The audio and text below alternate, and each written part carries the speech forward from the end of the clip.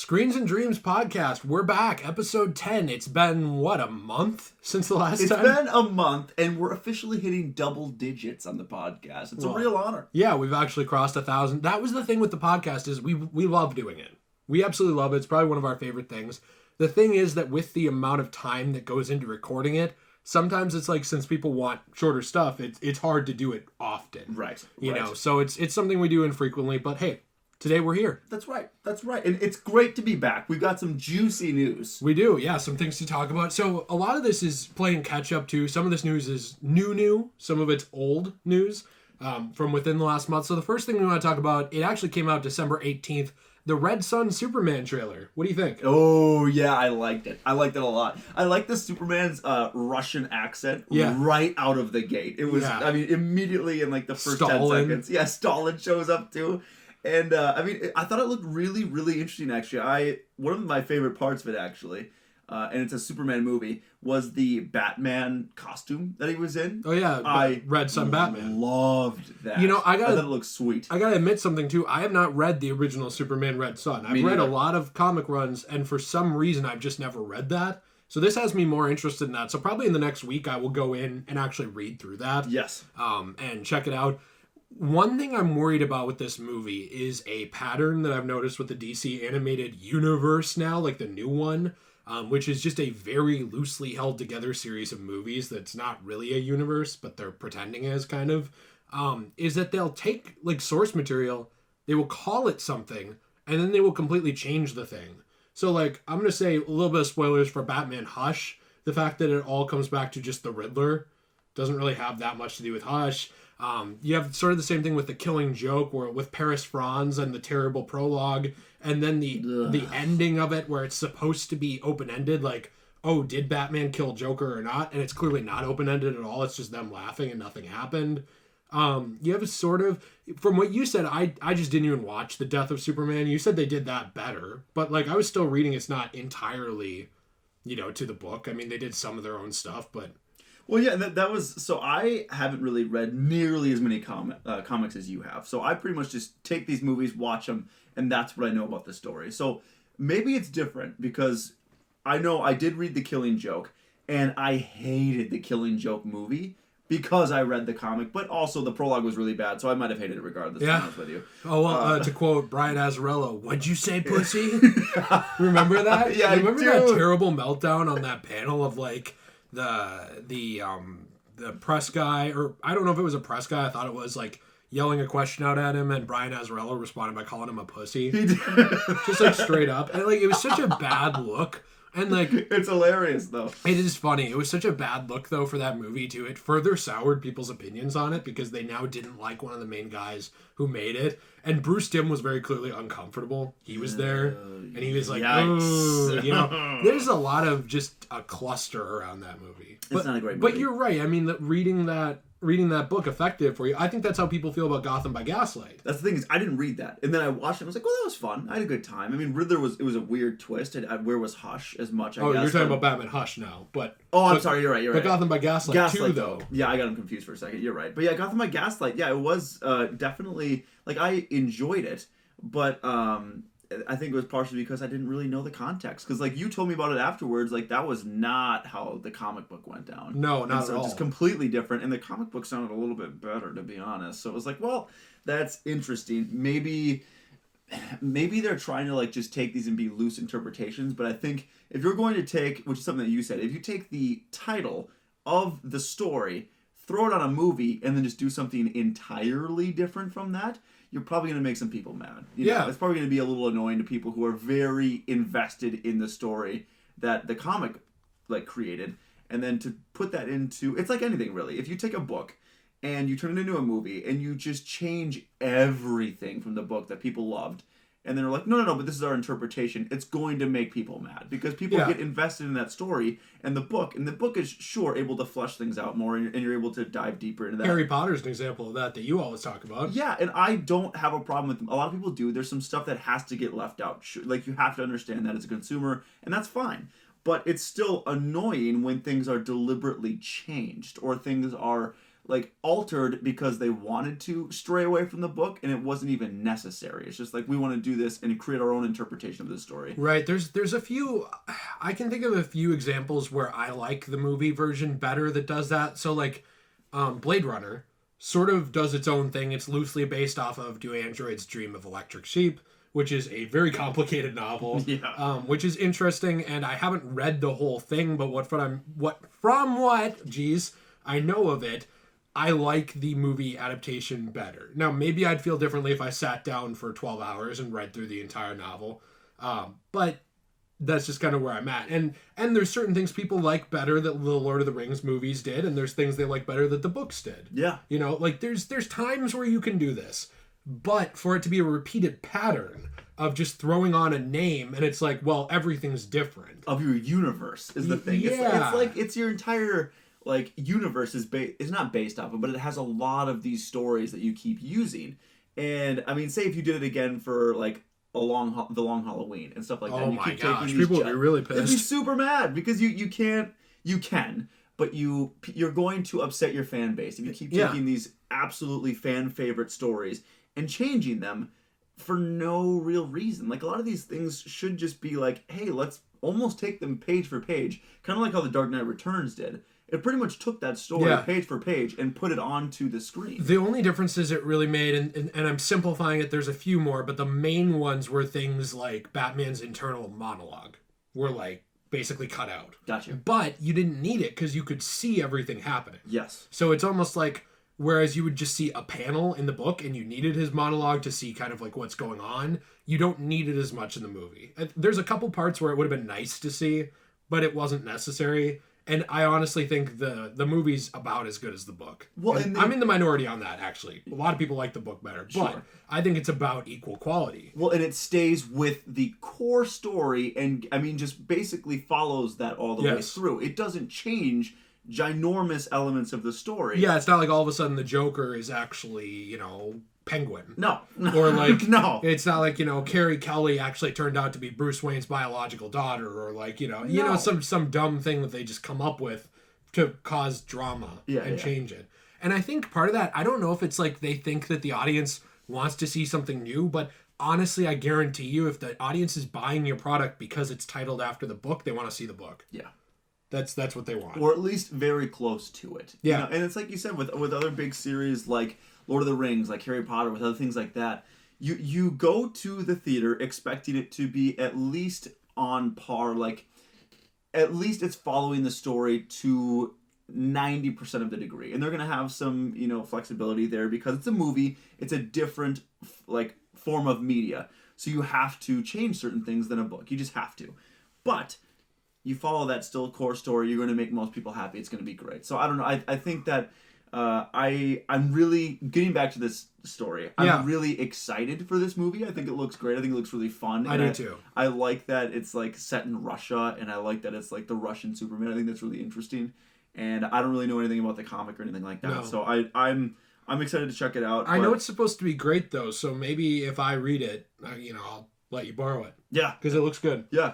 I don't know. That's my one concern with that, but hopefully that will be, not something we have to deal with. I hope. Yeah. So moving on though, wow, to something else actually DC related, even though not everything will be on here. Oh, I should mention, released digitally February 25th, 2020 for Superman Red Son, 4K Ultra HD and Blu-ray on March 17th, 2020, which is when I would assume we would buy it. Yes. Because we actually like owning the physicals of these movies if we Collectors. like them. Yeah. Hoarders. Yeah. So some would say. The next thing we have is some weird, I'm going to see if I can find the deleted tweets to show. I couldn't find them to talk about them except some clippings from other websites, but there were some little The Batman news updates this last week. As far as like, I don't know how to pronounce his name, but the artist Bermejo, he like did a lot of Batman art. There's like reports that the Batsuit in The Batman, Matt Reeves, Robert Pattinson, that will be based on that Batsuit. And this conflicts with the ideas that people had been getting that this was going to be like a more classic blue and gray.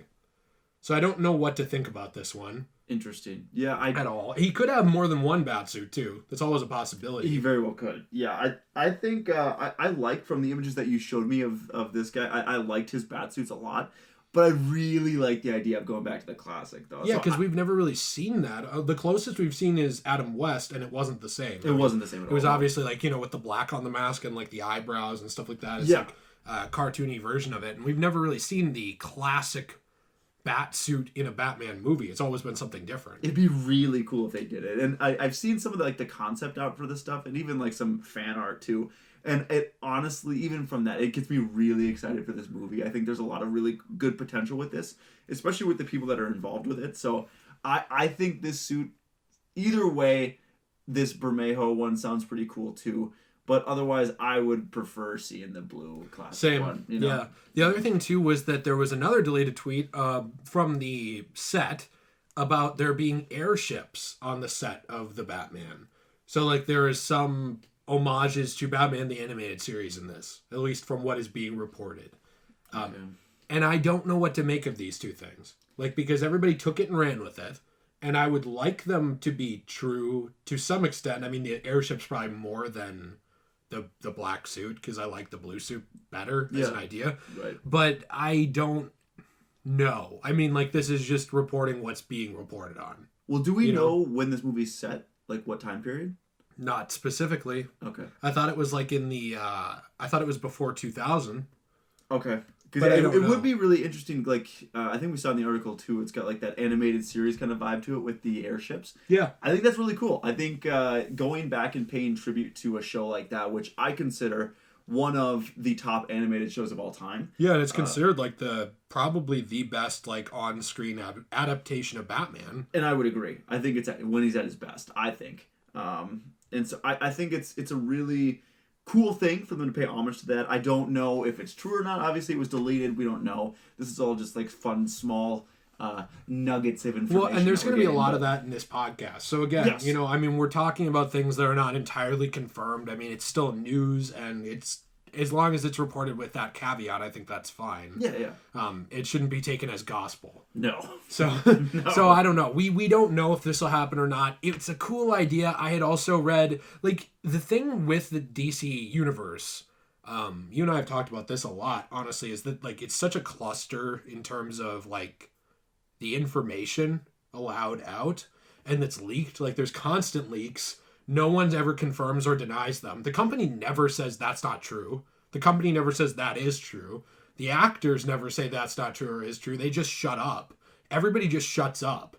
Like, it's weird because, like, when you compare it to Marvel, there's really never any leaks, I feel like. You don't, like, hear things. You just there's, hear, like, little ones. Really small ones. And they're not big, and they're, like, titles. Yes, that's it. That's what we're getting, small things like that. Where this, there's, like, I shouldn't say big plot details, but at times there's, like, some, like, what seems like big deal informations that are being leaked, and I mean, you're getting just weird vibes from it sometimes, you know. And this is such an interesting, and not to get into a DCEU talk with it. Well, we always can do a little one. Yeah, because they tend to go on for hours. Because you really can. Yeah. But with this, I mean, this movie kind of feels like you're resetting a little bit, as far as like just Batman being the big face of DC, like he is, you know, and there's Wonder Woman 84, which is going to be amazing, Birds of Prey. I mean, there's all these things that are still coming out, but this feels like a legitimate reset almost, yeah, that's the weird thing, though, too, is that I was reading also that Matt Reeves had to fight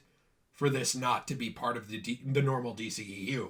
Really? Okay. That it's its own universe, and that they're branching off from the Batman with, like, a Catwoman spin-off and all this other stuff. Wow. Okay. Like, that they want to create a new universe and have two running parallel. Like a normal, like the old DCEU with, like, Shazam, Wonder Woman, Aquaman. Flash even, right? Maybe. Okay. Yeah. Because they keep going back and forth on that so script. Weird, yeah. And then a Batman universe. And it's just, I'm at the point where I feel like they should Flashpoint it and merge them. Yeah. Like, I feel like they should throw... Honestly, I don't care what you do other than throw Gal Gadot in the whatever. She's got to be there, yeah. I don't care beyond that. I know people love Momoa as Aquaman. I don't have an opinion either way. I mean, I just am not an Aquaman fan, so sorry. He's just a not big thing to me. I mean, he's fine. Yeah. So, like, I could live with him or without him. I mean, Momoa does a good job. And if Aquaman wasn't there and never showed up again, I wouldn't care either. They need a Green Lantern at some point. I don't love Ezra Miller's Flash. I like the actor a lot. I don't like him in that role, but he could change my mind in an actual competent movie. Since he's only been in one and a cameo, and the movie he was in wasn't very competent. Oh, it's not good. Yeah. And the Snyder Cut might have changed my mind on that too, because it seems like for everything you'll say about Zack Snyder, and I know even a lot of people watching this channel really don't like him. He's very polarizing. He at least was the one who had some kind of idea of what to do with the characters. You might hate what he did. You might hate his idea of what he did, but he had an idea. And I don't think Joss Whedon did. I think he came in, was damage control, tried to fix it the best he could, like off of his fixing it, which really just made it Avengers, like Diet Avengers, basically. and that's what we got. And to me, like, that's not a competent way to run a movie. That's not a great way to portray any characters. Everybody comes off as like just kind of cartoony and silly and stupid. There's a lot of weird rules made up for the Justice League movie, like even with the parademons and stuff as it goes on, where it's just like, by the way, the sirens and like stuff like that they just kind of chuck in there. Superman's kind of evil and he's not, but what's really evil is his CGI lip. I'm just saying it's all over, and that's the problem, is that the DCEU has been all over to the point where most people don't care anymore. They just care about like Aquaman, Wonder Woman, and kind of Shazam. And even the Shazam one is kind of like, it was the safest movie they've ever made, and it got backlash for that too, for just being a Marvel knockoff. So it's like they've just had such a varying style and inability to follow a simple direction. Like, they make the Star Wars sequel trilogy look like it was written by Shakespeare. Like in terms of like following one direction. And they do not do that at all as a world, in the DCEU. There's nothing like coherent, and I don't know. That's what's tough about it, is they make good products within that chaos. Like we got Joker. That's not in the DCEU though. No. But like within like this, I guess the scope of DC. But you're right, not within DC. But like Wonder Woman, Aquaman was fun. I like Shazam. So like there's good things in there. Yes. But I think that's why it's so frustrating. Man of Steel, we both like a lot. Yeah, Man of Steel was great. I like Man of Steel. And we both enjoy BVS, but we still think it's kind of a messy movie. It's for sure. But we enjoyed it. Yes. Like we both liked it more than I think our perception of Justice League, wouldn't you say? And Suicide Squad. Yeah. For sure. By far, Suicide Squad's the worst. It's an abomination. It's also why I still don't know if Margot Robbie is good as Harley Quinn, because she was good compared to such crap that I'm not sure. Like, I like her as an actress a lot, but I don't know how much I love or don't love that Harley, because I've never seen her in a good movie. I've seen her in one movie where she was the highlight and everything else was bad. Well, what do you think about Birds of Prey too? I don't know. It looks so cringy. Did not look good. It looks pretty cringy to me. I mean, she looks hot. Sure, yeah. Like, wow. But the movie itself, I don't know. To be honest, there's the Harley Quinn show on the DC Universe website, or like their app or whatever. It's actually hilarious. Because that looked cringy to me too when they promoted it. Great. Okay. I love this show. And I don't know what the fan reaction is beyond that, but I really like it. I think a lot of people like it too. It's great. I'm having a good time with it. But you really can Deadpool that character. Like, make her a jokester that's funny and like graphic violence and like just go your own way. You can do that. And they surrounded her with funny characters too that they made hilarious. So they have like Great White Shark, they have Clayface, and Poison Ivy, and then someone else too. Dr. Psycho. Is that the tiny guy? Yeah, that's the tiny guy. Yeah. They're hilarious. They're great. And then Batman is kind of memed on too throughout the show, and like Robin is too. But where's the romance with Poison Ivy? That's what I want to say. It might be incoming. It better be, because I actually like that. Yeah, I actually like the Harley Poison Ivy stuff. You're so supportive. I'm saying I honestly like Harley Poison Ivy written better than I like Harley Joker, because Harley Joker, other than the DC animated universe, has always just been kind of like a dark, abusive, like not that interesting thing where it's just like every time it's the same thing. And like at least in the DC animated universe, it was that, and it was funny. Yes. And it never has been since then. Like, I don't think they've really known how to write her with the Joker ever, really, other than that. And I know that's not a popular opinion either. Like, there's a lot of people that like her paired with Joker. I just don't think. Maybe Arkham too. They did a decent job of her with Great him. job in Arkham. But she kind of takes a back seat still, like majorly. But everyone does. Yeah. Other than Batman and Joker and kind of Gordon. Right. Pretty much. Yeah. No, I don't know. I hope that these things are good. I almost forgot what we were even talking about. I know. The Batman. But let's move on from that, actually. I actually have to open this up real quick because there is some little possibilities about the rise of Skywalker. All right, so this is a rumor. I'm going to just straight up say that right now because I think people get mad. People get mad when they see like a rumor and then they just totally buy into it. There are sources reporting this. There's a couple. And they're weird. This is a weird thing because it was mainly one source, but it's been picked up like heavily by news outlets. This is Rise of Skywalker news, that there is actually something similar to the Snyder Cut for Justice League, but for the Rise of Skywalker, which is being called the JJ Cut or the Abrams Cut. I like Abrams Cut better. That's the way better, JJ Cut sounds kind of creepy. It's a I little don't know weird. what's weird with that to me. It's like a Ted Bundy vibe. Yeah. Hey, kids, want to come look at my JJ Cut? I don't know. There's just something odd about that. It's a little enticing, but I don't want to do it. It's but like, I do. I think the JJ Cut is the movie that they showed in the garage during It Chapter 1. With Pennywise showing up? That was the JJ Cut. Guys, I got my hands on this. You gotta check this out. All right, so here's the thing. I'm going to go to the actual Reddit where it was leaked, but I'm first looking at Bounding Into Comics where they kind of recap this a little bit. And essentially it was that J.J. Abrams and Bad Robot, there was this multi-million-dollar deal with Warner Brothers, and Disney wanted them, and this didn't go through. So there was kind of a weird issue. Basically, the Rise of Skywalker, it's so weird. So it's almost like what they're saying is that the Rise of Skywalker was like partially sabotaged and cut down by Disney to affect this deal with Warner Brothers and Bad Robot and J.J. Abrams. That's where I don't fully buy this because it would make Disney look so bad to do that for that reason. Wait, I'm confused. What do you mean? Well, there was like a deal with J.J. Abrams and his company, Bad Robot, the film company. There was a deal where they were being purchased by either Warner Brothers or Disney, and it ended up pretty much going to Warner Brothers, to my understanding. And so what they did was they tried to essentially mess with Rise of Skywalker to keep him on the project so that he wasn't able to go and work with the DC universe right now. It's really confusing to me. I don't really fully understand it, but I can kind of read the quote here from it too, just so that it maybe makes a little more sense. This is from Ego Shop, the leaker.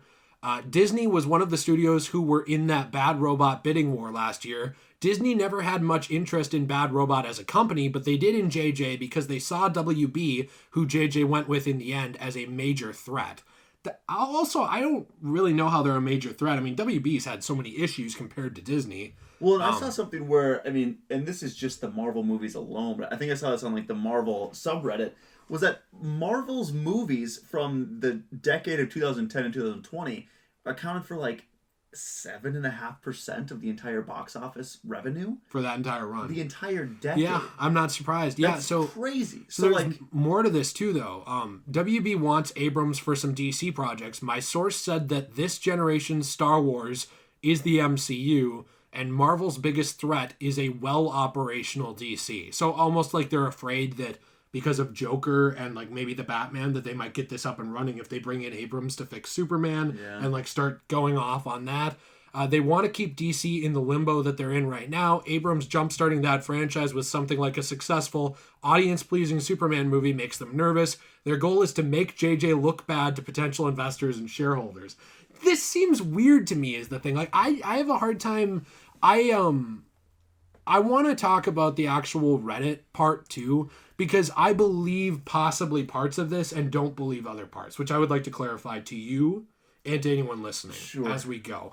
I don't really believe that aspect of this because I did read through this Reddit thread, and it seems like the leaker themselves, they said that they had an agenda. They're tied to Disney directly, and that they struggled with feeling like J.J. Abrams was treated poorly on set by Disney. So to me, it seems like the lens that the person leaking this through saw this in was that they saw J.J. Abrams not being treated super well because they were on this tight deadline. He was forced to cut out a bunch of stuff from his movie, which I actually do believe that. But again, that's up in the air on whether people believe or not. And so I'm saying that I think he has a skewed perspective on this. Like, Sure. I don't think that's why Disney would do this. And I'm not the first person to defend Disney. Like, you know me. Mm-hmm. I'm pretty critical of Disney. Very much so. Yeah. But I don't think that it would make any sense because the problem is that this would just come out and make them look terrible. So it doesn't make any sense for that to be their reasoning to cut down the movie. I do not have a hard time believing that they had JJ cut a lot of stuff out of Rise of Skywalker. That's the part of this rumor that But to do it to sabotage Correct. him is what you're questioning. Yeah, I'm Gotcha. questioning that because it would kind of be like, do you remember in high school, I'm comparing these to like high school drama, but do you remember in high school when someone would be a dick to your friend, but maybe they're nice to you, it still affects how you see them? Yes. And I think adults are still that way, but much less. Like, you sort of grow out of that a little bit where you can kind of be like, I don't like that this person's doing that, but I can kind of like, you know, stay out of the way because it's like, that's not my business. It almost seems like this is more the first one where it's like you see, like you're on set, you see J.J. Abrams being told like, hey man, you have to cut this, this, and this.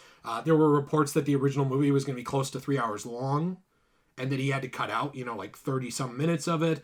That he had wanted to make this 2 movies, but they didn't want to do it because they wanted it to be just a trilogy. But he had wanted to do 2 movies to essentially expand the ideas in 9 and actually make a proper story, because I love 9, but it is kind of rushed. Like, they very clearly tried to make up for 8 in it. By the way, we haven't said any yet, but there are going to be Rise of Skywalker spoilers in here. Yeah, we should preface. I do want to say that. We haven't gotten into any yet, but we will. And so essentially it talks about the bidding war and everything. And the guy who leaked this said that JJ had always treated everyone on and off set with respect. And so basically this person felt that J.J. Abrams was screwed over and that people should be aware of that. So that's what I'm saying is like the way that this is all worded is very much skewed towards I like J.J. Abrams. It seems like he really got screwed over. This is why I think that happened. Not like, and that's why I don't buy it fully. You know, like the part of this I actually would probably buy is like the edits, which we're going to talk about to the movie, because there were a lot of reports of things like Hayden Christensen being seen at, you know, at the filming studio and stuff like that. And he obviously would have been for voiceover, but it seems like they were going to do more stuff with in-costume Force ghosts and stuff like that got cut. And I'm trying to tell you, that's the part of this I buy. Does that make sense? Yes. Yeah. Do you buy the part about Disney cutting some of the extra stuff that to shorten the movie and kind of make a little bit more of the movie that they wanted, but you're not buying the part of it being not purely, but also in tandem to sabotage him and make him not look so good for WB and shareholders and stockholders, so that DC can hopefully stay in limbo, not do well, and become the threat that they don't want DC to be. Right, because why would they do that? Because it would also destroy Star Wars if they made Star Wars bad on purpose. Yes. Like, and they were already under heavy scrutiny after The Last Jedi, so why would they purposely do that? Right. On top of that, if they were going to do that, why would they let J.J. Abrams do so many things that were clearly just fan service in 9? Which is where we're going to get into some spoilers. Like, I just want to mention some stuff here right now. So if you haven't seen the movie and you want to, you know, get out of here. But things like Palpatine. Why would he be allowed to bring him back, which was clearly fan service? And I like it because it ties the 9 together. But it was very clearly out of left field for the last 3 movies as like a Hail Mary to make it, you know, make all sense, to make complete sense. Why would they let him, you know, pivot on what Rian Johnson said and make Abrams related to that, or make Ray. J.J. Abrams is Palpatine's son, confirmed. He writes himself into the movie. No, why would they make Ray related to Palpatine? Why would they have a Ben Solo redemption arc? You know what I'm saying? Why would they have Han Solo show up again? Yeah, there's tons. And fixing Luke. Like, people didn't really like a lot of the stuff. I like it. You don't, you know, polarizing opinions, and it's polarizing amongst everybody. So the point is not to make anyone like it, but it was polarizing what they did with Luke in 8, and they clearly went back on that a little bit in 9 to make him more like the character, like the Jedi Master Luke Skywalker. All this stuff was done as fan service. Why would they have J.J. Abrams do that to very clearly make the movie better if they were going to purposely make it worse? It doesn't make any sense. And this movie was seen as almost like I think by most people that maybe aren't like as diehard as you, but just people who have watched the movies like me, and people that I've talked to, they said that this movie was really focused on like damage control, and I think that's like a very common theme that you hear about this movie. So why would they let him basically go in and be like, all right, J.J. Abrams is the fixer of the previous stuff, and it almost, I feel like, makes him look better, because it's like he's going in and fixing an entire trilogy that was almost completely torn apart in 8. By a lot of people, a lot of people see it that way. Yeah, so and I think it's inconsistent and weird. Yes. And I still like it. And he goes in and ties everything together the best that he possibly can. So it's like he basically did a repair job to the best he could to a borderline totaled vehicle. So, I mean, it doesn't really make sense in that way. I do definitely agree with you, though. I think that I could see Disney cutting out some of that things, especially for a 3-hour Star Wars movie. I'm sure they didn't want it to be that long. Well, and the weird thing, too, is that essentially, like, I did talk about how he wanted it to be 2 movies, and then he was fine with it being, you know, 1 3-hour movie. But essentially what happened was the source talking to this guy said that the Rise of Skywalker that they saw at the premiere was not what they worked on. Essentially, like, that someone that, like, they had edited it behind their back to cut it down. Ooh. Which I have a hard time fully believing that. I don't know. Maybe. That Rian Johnson was never meant to do 9, despite rumors that he was. Nobody really thought he was, though. I thought it was always Colin Trevorrow, and then he backed down. Because Trevorrow had talked to Abrams before about the episode as well. Yeah. So I never thought it was Rian, so that was weird. That basically JJ was brought back by Bob Iger and not Kathleen Kennedy, and that Disney had insisted on fan service and less controversial choices, and that his agreement when he signed on was indicating he would have more creative control than he did in The Force Awakens. But then the studio was messing with the movie. I'm not surprised by that if that's true, because that's what these massive studios do. You know, they mess with your movie. Like, what are the Disney movies that Disney has let people run? I mean, it's really just like the... You're hoping Deadpool 3. But I mean, really, you look at like the MCU, there's clearly a structure there. They're trying to abide by, and there's clearly a way that they wanted to do Thor things. Ragnarok, they let the dude run, Taika Waititi or whatever. Yeah, that was a great movie. And they let Gunn run Guardians of the Galaxy 1 completely because they didn't really have that much faith in it anyway. So they thought it was just going to be kind of another thing to expand to the universe, not a powerhouse like it was. Right. I always forget their names, but the brothers, not the Wachowskis. Russo. The Russo brothers, yeah. And the Wachowskis are sisters now, actually. Oh. But the Russo brothers, who actually worked on, Civil War, Winter Soldier, Endgame, Infinity War, like all these movies, like they obviously had like a huge hand in shaping those movies. But Disney has always been pretty hands-on, and it's a criticism of Warner Brothers. It's been a criticism of Fox in the past. It's kind of what you get with signing on with these huge companies. It's dumb, because half the time they make worse decisions, and I don't get how they don't learn from that. But they don't. And I don't think they care, because they just look at the box office revenue. Like, if you think for a second that anybody at Star Wars or like Lucasfilm or whatever is looking at the Rotten Tomatoes score, they don't care. No, they look at the numbers coming in from the box office. Is the big thing, and I think that's. They may have looked at The Last Jedi just because I think the box office went down a little bit. Yeah, I don't think they wanted that to happen. No. Because I think the scores affected the box office. Very much. That's the only place they look at it, though. They don't look at it if it doesn't affect box office. For sure. And that's it. So if people keep coming to the theaters and going to see these things, it doesn't matter. They'll just keep doing what they want. It's also different because with like a YouTube channel, it's one guy or one or two people, and like you take some of those things personally. With something like this big, it's hundreds or thousands of people working on your movie. Nobody's really taking it personally. No. They're just seeing, was it successful? Yes. Did it make sense mostly in the lore? Yes. We're good. That's it. What do you think about, so it says in there, and obviously this might not even be true, and you're questioning it too, but what do you think about the idea of if Abrams, well, like he's going to work in DC and with Warner Brothers, and they get DC and Warner, and they get that all operating well and working well, is that a legitimate like threat to take down Disney, or is that just more of like a neck and neck? I don't think so either. Unless Disney goes like the full SJW route that they've teased on like certain things, because I think that's such a polarizing route. Mm-hmm. And like they never started that way. And if they had, I think it would be different, of like the really like, how do you say it? Like, very clearly starting to like try to pander to certain audiences and stuff, and like try to change things to make it more accessible to other people. I think that could be a backlash to Marvel. Well, do you think even more so with DC going darker, and I think especially with Joker, really far away from that SJW stuff and more so just like pushing people and like obviously even creating controversy with how far they pushed.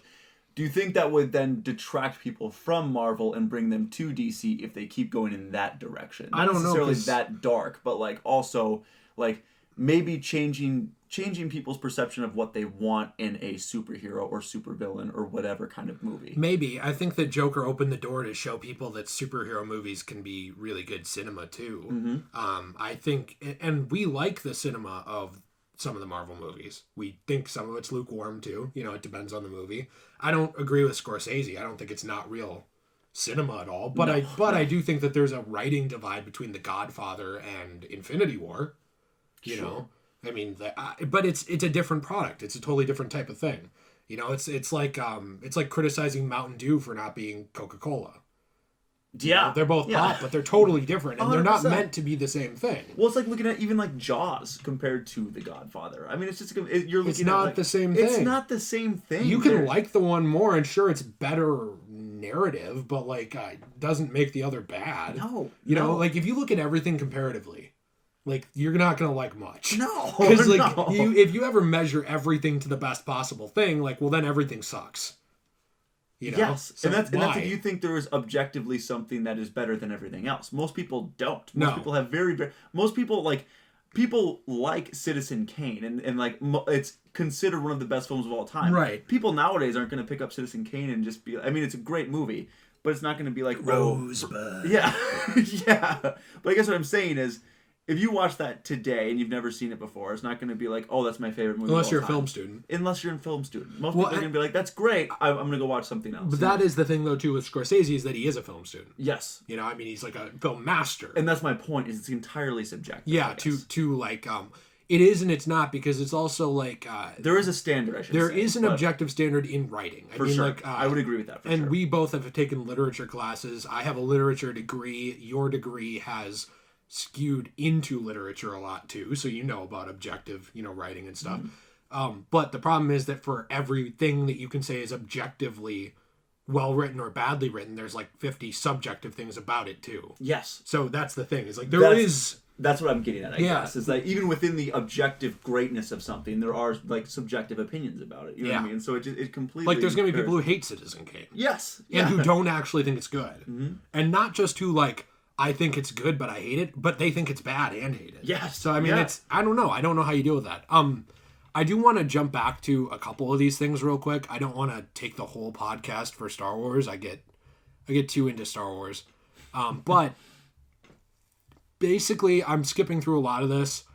That there was an early cut that was 3 hours, 2 minutes long of Rise of Skywalker. He wanted to turn it into 2 films. We've talked about that. Over 9 months, he started realizing that his ideas and whole scenes were being thrown out the window or altered. They were not on the same page. He eventually hesitantly agreed to make the movie 2 hours and 37 minutes long, which was not the cut that they saw, which is 2 hours and 22 minutes long. I do think this movie should have been a little longer, Like, I think that they jammed a little too much in. And I loved the movie. But it was a great movie. I really enjoyed the movie. There was definitely some things that we were like, as I was watching it, I was like, oh, I don't get that. I think 10 minutes, I think 10 to 15 minutes more would have improved the movie. It might have helped they a lot. had expanded. Yeah. Also, so like getting to some stuff, the Kylo on Mustafar scene was 2 minutes longer apparently. I did see a quote. If you go back up for a second, I did see something with Rose. No, what JJ's words. So this is what the cut that was. Go down a second. Right there. Stop. So that, this one. Yep. The cut they what I just released read. looked chopped and taped together, back together with weak Scotch tape. Is what they said that Oh, JJ yeah. said. So I think like even if they're quoting that directly from JJ, if that is actually his words, like that's not. I didn't see that part of that. Thank you for pointing that out. Yeah. Yeah, and they even talk about the Force ghosts. Obviously, it opened the same way. There were going to be scenes with Rey and Rose, but also I read that a lot of the Rose scenes were tied together with Leia, and some of the Leia CGI was not great. So they cut certain things of Leia, so that didn't happen. Also, there was going to be this. I don't know. This is the one that I fully believe. Basically, they cut out the lesbian kiss for China. Did you know that? They did? Yeah, those two women who kissed, they cut that out for China because China has rules against that. Okay.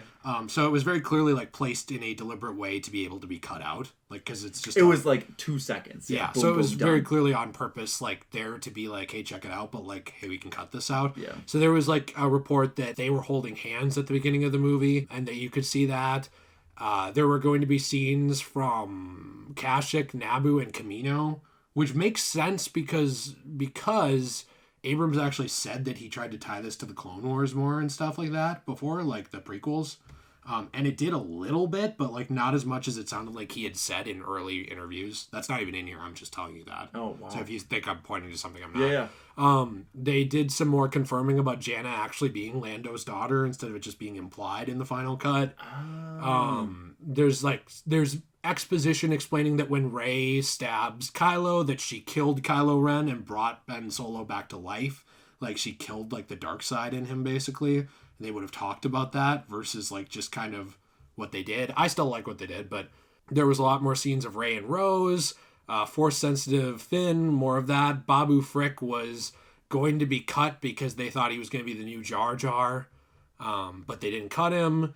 There were a lot of scenes of Rey and Kylo separately that went through quiet moments to deal with reflection.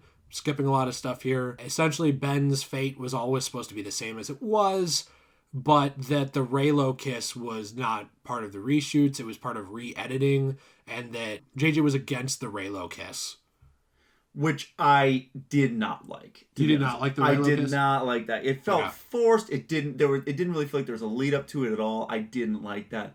If this is all true, I like J.J. Abrams' version of the movie better already by quite a bit, because that scene alone annoyed me. It didn't really build up, but it didn't make sense. And see, I was fine with it because of the connection between them through 8 and 9. Like, sure, but it didn't feel like a romantic thing at all. Right. You know, it just it didn't have that vibe to it. Star Wars has never been good at romance. I'm not saying that makes this better, but it never has been good at romance. So I was kind of like, oh, we're going there. Because that's kind of what they did with Anakin and Padme, too, in 2, where I was like, oh, you guys are fucking now. Yeah. Like, I was like, oh, all right, okay. That's where we're going now, all right. Like, it just kind of went there. And so for me, it was kind of like, oh, we're doing that again. Yeah. I didn't love it. I didn't hate it. I was just like, okay. Yeah, I didn't like it. I don't know. So, like, basically, they also said that JJ's cut still exists and that it will always exist, but that they won't see it unless someone accidentally leaks it. This literally is the Snyder cut then. Oh yeah, and that basically they did say that JJ wanted to make Finn and Poe gay. JJ wanted to make them gay? Yeah, but that Disney didn't want them to do that. But what's weird about that to me is that I never thought there was anything indicating that in the movies either. I didn't think so, no. I mean, people said they had good on-screen chemistry, but I thought that was just that they were good friends. Yeah, like they were funny together. Yeah. Yeah, see, I wouldn't have liked that, actually. I don't think that works. I don't think it fits them. No. Like, I think if you think the Reylo scene is forced, that would be mega forced. Agreed. Like, to be out of left field all of a sudden. I don't know. But it's interesting. The whole thing is weird, and I'm not sure if it's real or not. I don't have a hard time believing the cuts, to the movie. Yeah. I do have a hard time believing why they said they happened. That's where I'm kind of like, I don't know if I think that's true. That's definitely, it's very confusing though, to be honest with you. Yeah. I mean, it's just, there's a lot of information, it feels like mismanaging around this, and just kind of, if that stuff is true, and Abrams had this big cut and Disney went in a different direction, I mean, it just kind of shows that this sequel trilogy it had no clear, like, end point, I guess, or like no clear path on what they wanted to do from beginning to end. It was just kind of shotgunned together and then glued back. I don't know. And we say that as people who liked it, like overall. That's the thing, you don't like 8 that much, but you don't hate it. You even told me too. Like there's just a lot you don't like in it. I don't like most of it. I think that as a Star Wars film, I don't like it. As a film by itself, it's fine. I enjoy watching it, but with the context of Star Wars behind it, which you have to take, it definitely annoyed me, and it definitely had its problems. And that's the thing, is like this entire trilogy as a whole, and I enjoyed it and I had fun with it, but like it's probably my least favorite trilogy out of all the 3, and I think that's because it didn't feel that there was a clear path to it. It didn't feel like we have a roadmap of what we want to accomplish with this, where we want the characters to go, and where we just want this story to go. And they didn't have that. And I think that's why it's so frustrating, and why a lot of people are frustrated, because it just felt like everything was just so mashed together in the hopes of making a coherent story, and it wasn't that at all the entire time. And there were some good moments. Like I liked 7. I thought 7 was a good movie. That was a great start to a trilogy. Yep. And then 8 kind of ruined it. And then 9 tried to glue everything back together. And it didn't ruin it for me, but it was a major misstep. I mean, 8 is the Phantom Menace to me, but if it was in the middle, which makes it worse, because you can start off on a bad foot and get back on track. It's hard to get back on track when you get on a bad foot in the middle. Yes. That's my issue with 8. I actually like 8, but there's a lot I don't like, and I've told you before, I think 45 minutes of that movie should just be cut because it's garbage. For sure. So I don't know. And we're definitely not going to get into a debate about the sequel trilogy, because I think we're mostly in the same spot. I think the only difference is I like 8 slightly more than you do. Mm-hmm. And you still think there's a lot of problems with it. But yeah, absolutely. I would never argue there's not. No. I mean, it's pretty damn obvious that there's problems with it as a whole. But, I am going back to a quote from me. That I said to you. Yeah. Wait a second. Yeah. Wait a second. Yeah. You can't quote yourself. I'm going to quote myself. You stop right there. Listen, in the words of Jay. So earlier today, dude, remember when we talked about this movie, and I think you and I were both talking about it, in the scope of 1 through 9, 7, 8, 9 is better than it is in the scope of 7, 8, 9. Yes. Like, it's like it's better in the scope of all of them together as one story than it is on its own, because like Palpatine ties back all the way, you know what I mean, and like brings a full circle. Anakin interacting with Rey as the chosen one still brings it back and interacts full circle. Yep. It could have been better. Definitely. Still, but it still does. Like, there's a lot of bringing it back to the patterns and the cycles that does happen in these that I like, that we both like, to varying degrees. But as its own thing, I'm of two minds about it. It was messy. I still really like it. I think that if you're going to give 1 through 3, though, the benefit of the doubt that it got, as far as all the expanded stuff that it got to improve it, I think that before we absolutely tear into this, which some people have done, give it some time. Maybe they'll make things better, because they did with the prequels. I mean, the prequels were massively improved by Clone Wars. They're fine without it. I don't think they're great. Like, 1 is an okay movie. 2 is a okay action movie that's fun, that I enjoy. I do enjoy it, but it's not fantastic. And 3 is a really good movie that doesn't have nearly the weight it has with the Clone Wars. And so it's like, if they did something like that with outside material here, maybe this will improve. But I don't know. This whole thing is disappointing. So you're saying let it marinate. Yeah, and I'm also saying don't care so much. Yeah. Like, I love this franchise, but like, I don't get pissed off about it, really. It's just like, if something's disappointing, it's disappointing. I'll say so. I'll be honest about it. If I like something and people don't, I'll say so too, Yeah. This is kind of where I'm at. Really quick, other Star Wars news, because I want to fly through some things here. This might end up being about 5 minutes longer than we thought. That's all right. I want to fly through a couple things. I'm going to totally briefly touch on this, so it's not just a Star Wars cast. There is a possible future Star Wars spinoff about Rey in the works. We don't know if this is true or not, because of some things that Daisy Ridley said, but the report was also a leak that it would very likely happen around 2025 or so, and that it wouldn't be part of the sequel trilogy, but would be almost an epilogue to it, a movie set later. It's not technically part of the Skywalker saga, although her taking the name makes it weird to me, because in a way it kind of would be then, because she's an adopted Skywalker. Right. So I don't know how you deal with that, but she'd be rebuilding the Jedi Order. There would be some sort of possible speculation about threats from beyond the Outer Rim, like the outer regions, and the unknown space, essentially, the unknown regions. And dark side influence on new members of the Order. Not that the entire Order would flip, but that there would be sort of a revival of the dark side within the Jedi Order because of this, of certain key members of it. But not in the same exact way as what happened to Luke, where it would just be everybody and it's gone again. Right.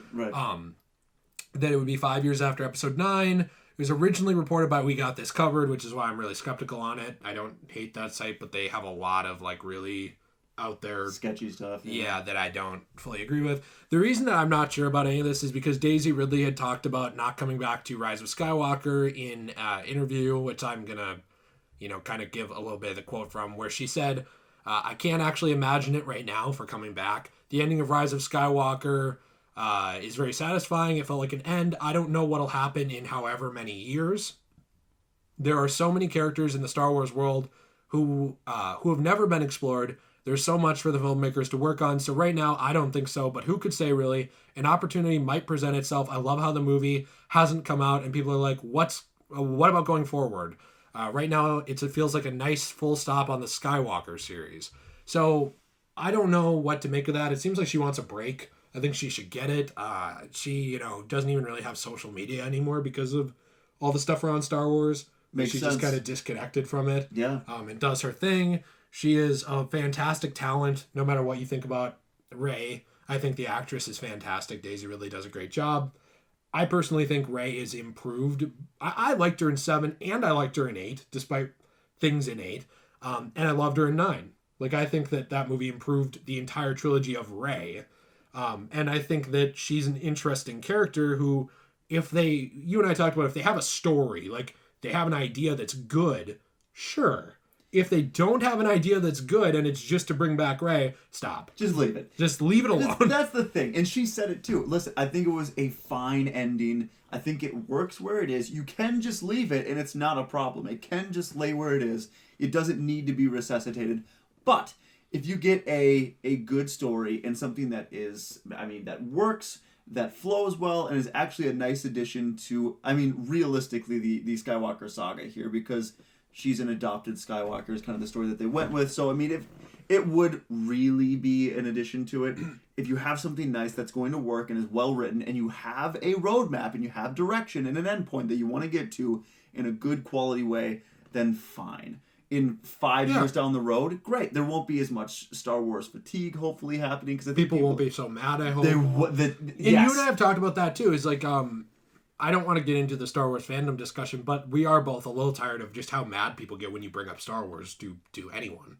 Seems like just people are like angry. They're angry all the time. Yeah, and I just recently, really within the last couple of months, I really became a fan, and I've been playing Battlefront 2 like nonstop, and I've been watching the Clone Wars, and I've been getting into the stuff that I've never seen before after I went through and watched all the movies. You should read some of the comics. I have comics you can borrow eventually. That'd be great. Canon, like Darth Vader, they're fantastic. Yeah, I'm trying to soak up every ounce of it, and it's great. I'm really enjoying it. But when I go through and just look on social media in any way, everyone is very upset about everything with Star Wars. And like you said, I thought it was really interesting.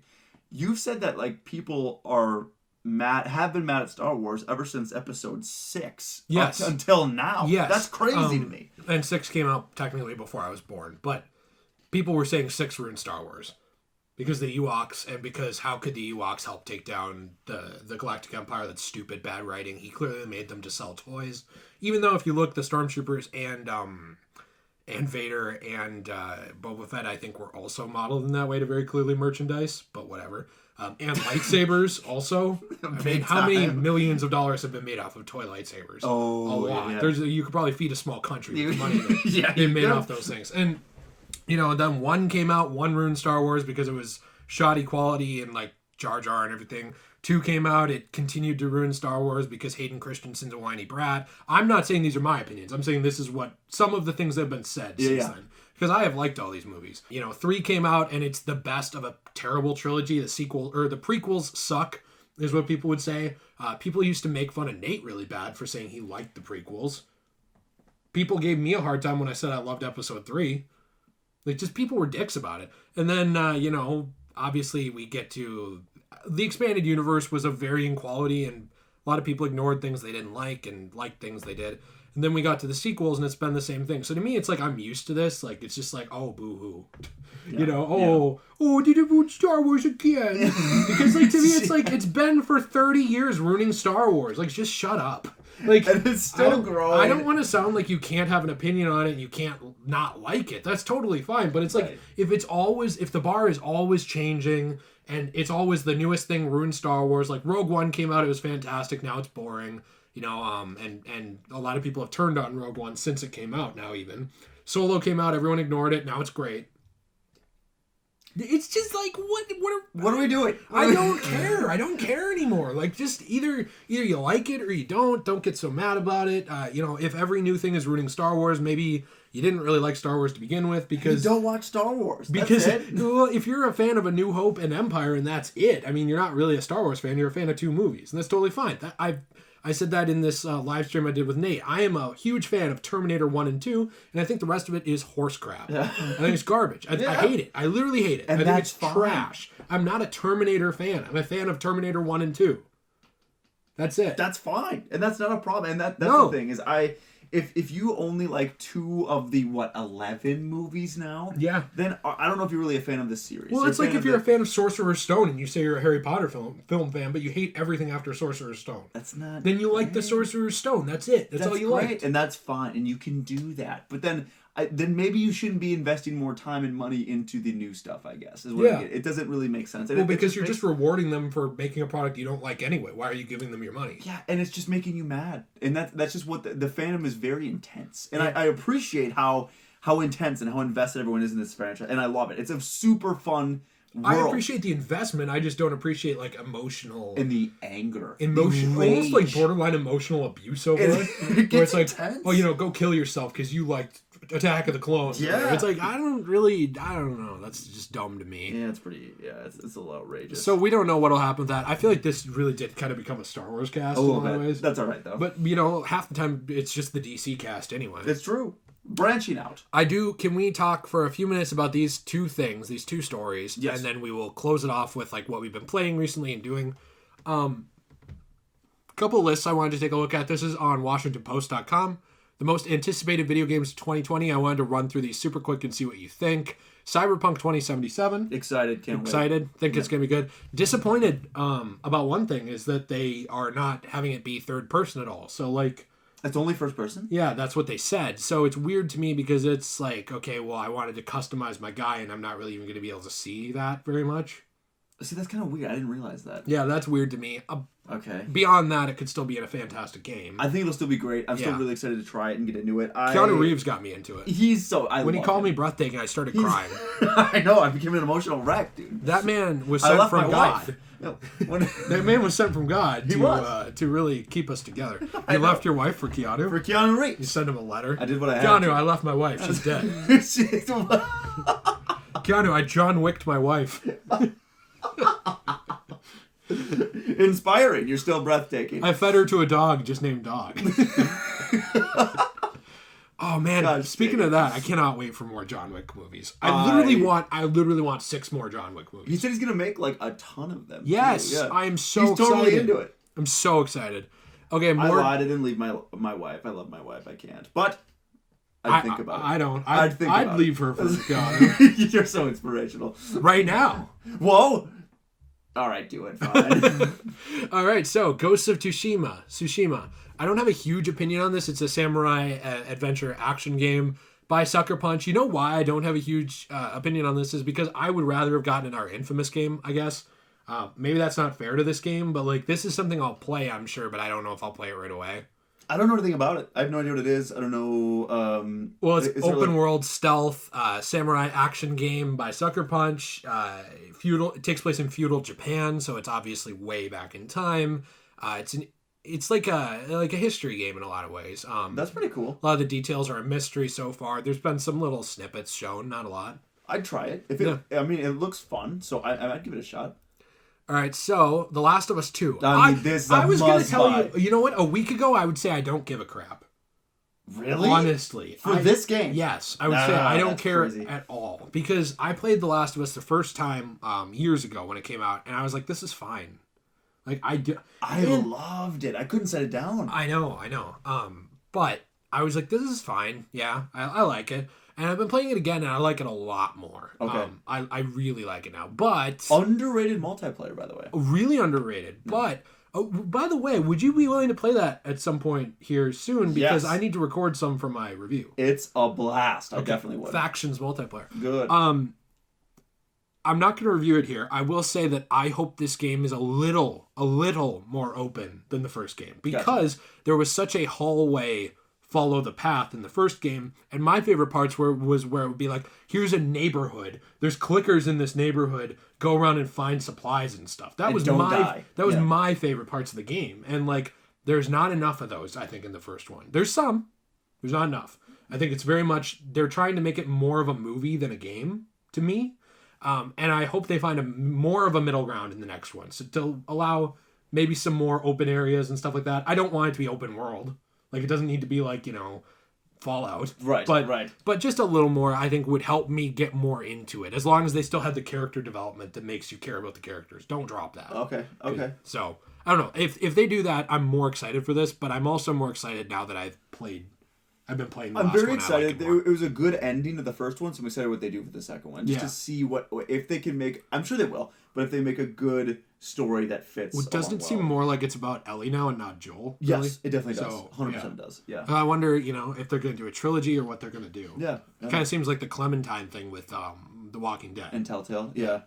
So the next one we have is Halo Infinite. I'm excited for this. Halo 5 was such a bad game, though, in my opinion. I really, really don't like it. It's one of the worst stories in the franchise. I think it is the worst story in the franchise. Yeah. Very clearly pivoted on a key character death just to like go back on it. Just a lot of dumb stuff. It's just such a disappointment to me that I care less about this, but I really want it to be good because I'm a mega Halo fan as far as like Halos 1 through 4 and Reach. Yeah. I love all of them. 4 was too linear, but I still really loved it.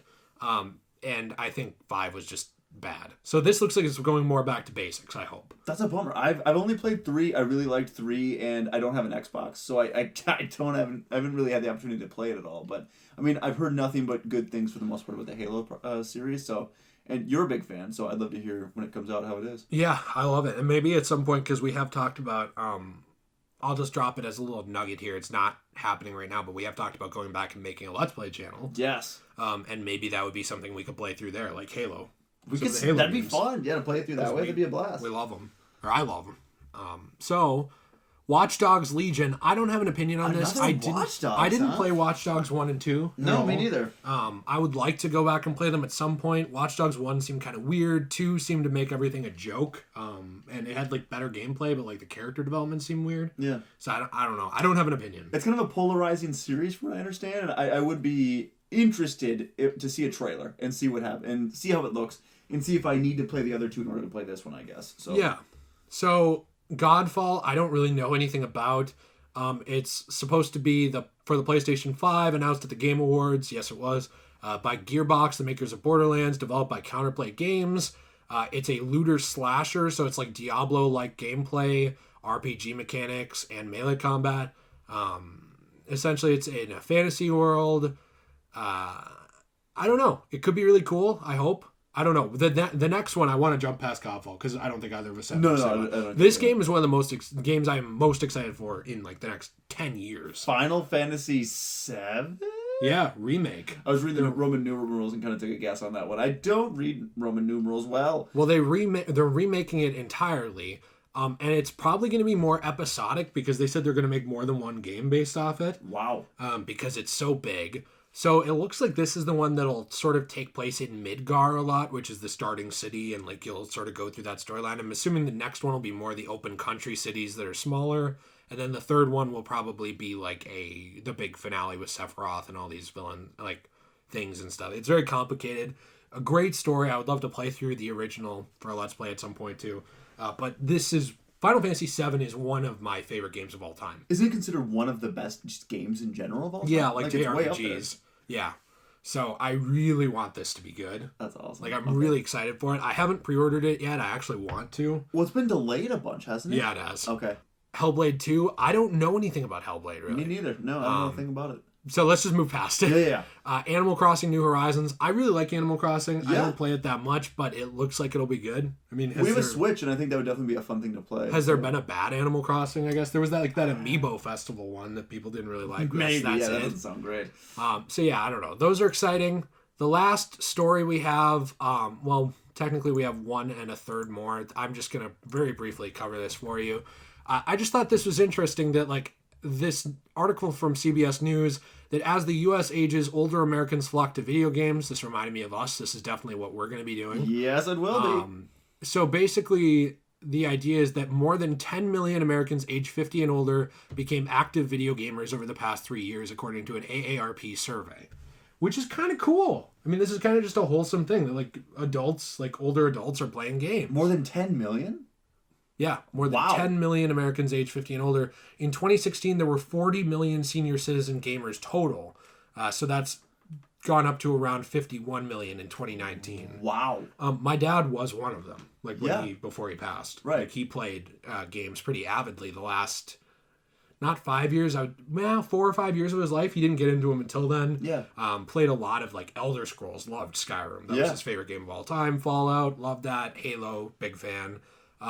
So I don't know. I think some of this too is just people, bonding with people that are younger too. Like, and not all of it, but like connecting with younger people. Yeah, like this was something my dad and I could do together. And do it with your grandkids, the senior citizens too. I mean, it's such a big part of society now. Or video games, it's such a big industry, and there's a game for everyone. Honestly, on any platform, there's a game for anyone, and I think that's what's so cool about the industry is it's grown in such a way that it's applicable to literally everybody of all ages. You can find something that someone will enjoy and will be able to do for hours and just kind of go in. It's an escape. It's really cool that that number is as big as it is, though. I didn't expect that. Would you say that the biggest game that everyone's playing together is Troll and I? That what, dude? Have you not seen Troll and I? No. Oh, it's one of the worst games to ever come out. It's so bad. They're all playing Raid Shadow Legends, dude. By the way, Raid Shadow Legends, if you're listening because you're all knowing and everywhere, I do need a sponsorship, okay? We'll take it live too. with my mom, and I really could use some help, Raid. So, look, just help me out. I'll actually play your game. I'll try it out for real. And I'll, shill it out there. Just hit me up. Yeah. Okay, look, Raid Shadow Legends. That's one I want. I want to be Daisy Ridley's spokesperson. Oh, this is great. Excellent. Keep going. Just anything she does, I'll hype it up. Like playing Cottontail and Peter Rabbit. I watched Peter Rabbit because Daisy Ridley was in it. Nice. Okay. So, okay. Wow. Just saying. That is supportive. I also will be Will Smith acting coach. Y'all jokers must be crazy. What are we, some sort of podcast squad? By the way, we just went and saw that movie, Spies in Disguise, with him and Tom Holland. No, is that terrible? He says jokers a couple times. What are we, some sort of spies in disguise I'm squad? not kidding. We burst out laughing when this happened too. He said, that's hot. In the movie. He did a YouTube rewind reference in his animated movie, Spies in Disguise. You know what? Can I tell you something, by the way? We're done with the story, right? Yeah. Just basically a wholesome thing. Very Obviously, cool. Older people are playing actual games, and there's like a nostalgia effect of like older things as well. Super cool. Yeah, I love that. I think that's awesome. I think that'll be us for sure. Yeah. I do want to say, so what we've been doing in the last couple weeks, I just watched through the entire Santa Claus trilogy. I saw you edit it on Vudu too. I was so excited. Were you actually? I love those movies. Do you actually? The third one's my favorite. It's really bad. I rewatched it. Oh, it's bad. But really Jack Frost is hilarious. Yeah. And so, did you know that like they just had Tim Allen throw in a bunch of voice lines from like previous things he was in? What? Yeah, like I noticed, especially starting in 2 and 3. No, but he says stuff like, "You are a sad, strange little man," like from Toy Story. No way. Yes, he says that in 2 and 3, I believe, both. But he at least said it in 2. And he says a lot of stuff like well, that's gonna leave a mark, like which he said in like way. Yeah, there's a lot of like copied dialogue in those movies that I don't remember. It's weird. They were really bad. I watched them with my mom. All three of them were pretty bad. Yeah, the first one I actually really like. Yeah, the first one's great. Second one's still a good movie. Third one's a nightmare. Third one's terrible and a mess, but it's fun. But it's hilarious. Yeah, I don't know. They're bad, but they were fun to rewatch. I want Santa Claus 4. Who doesn't? I've been pining for that movie for ages. I was reading on like online about like it was like a Santa Claus 4 like fan script, and it was called Santa Claus 4: The Krampus Claus. And it was supposed to involve Krampus. And like Krampus? Like the evil Santa. What, dude? Yeah, have you never seen Krampus, the horror movie? No. Oh, no, yeah, it's evil Santa. It's like Santa's evil brother. Oh, Dude, Tim Allen's greatest nemesis, Krampus. I know. And I love the time travel in 3. Oh my gosh, dude. I didn't know. I saw the movie in theater with my dad. Yeah, I saw it in theaters with my mom. Did you really? Yeah. Yeah. I haven't seen it since, I don't think. But I remember loving it in theaters. So I put those on Voodoo. I also put on the Toy Story spinoff movies. I did see those two. Yeah, you put 2 of them on there, didn't Yeah. you? Yeah. Yeah, we're in pretty good shape there. Oh, and also, what else have I been doing? I rewatched Star Wars 7 and 8. I went and saw 9 twice now. Oh, yes, twice. Yeah. I don't know if I'll see it again in theaters. I'll probably just wait. I liked it, but I don't know if I like it enough to go see it 3 times. No, I think I'm going to wait. Yeah. I saw Force Awakens 4 times. 4 times? Yeah. Wow, yeah, that's pretty impressive. Yeah. I saw Joker 3 times. But yeah. I only saw that twice, but I loved it. Also, what else did I do? Oh, I saw Frozen 2, loved it. Elsa's super hot. What are you gaming with? Oh, what am I playing? Yes. Well, I just want to talk about Elsa real quick. Oh, yeah, I don't Like, I'm just saying, like... I don't want to rush you. You know, she is very well-shaped. Go on. Beautiful personality. Okay. I would like her to freeze me. What about her sister? Also hot. Okay. So is it wrong to get together with Anna and Elsa at the same time? Not for me, but maybe for them, right? Like, would it be morally wrong for them because that's sort of incestual, but not for me because what state are you in? Any state. Well, especially the southern half of the United States. The southern half, I think it's different. Up here, and Alaska. Alaska's out. I mean, that one's just weird. I mean, I think that's really no holds barred up there. Moose are up there. I mean, it's kind of weird. So I would say, you know what? I don't think it's a problem. Good, because I'm thinking about it. How hard? Like, did you see the scene in Smallville where they like shake the house? Yeah. Yeah, that. Okay, that's pretty hard. Also, yeah. I've been playing. I've just beat Assassin's Creed 1. I've been playing Last of Us again, and that's where I'm at. Epic. What about you? I'm watching Clone Wars at the moment. Also, ooh, amazing. I know. I just started for the first time, so soaking up all that spicy information, it's a blast. And even you said season 1 is not that great. I'm having a good time with season 1.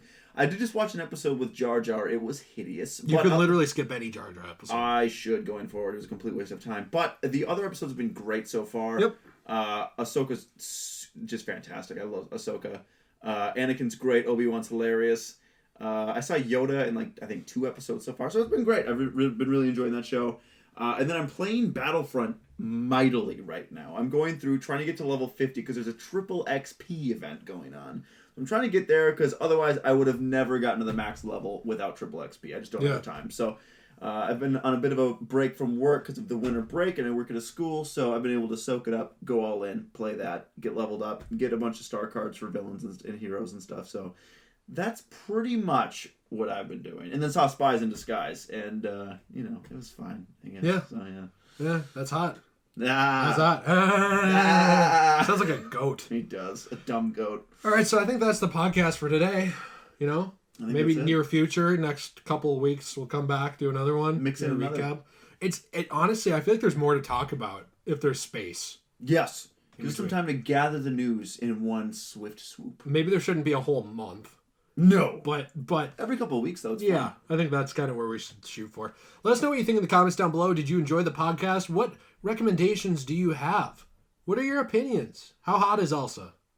Let me know. Hot. She's hot. She's hot. Let us know what you're thinking, and we'll see you in the next one. Have a fantastic day, everybody. Let's play our outro music. Do, do, do, do, do, do, do, do, do, do, do, do, do, do, do.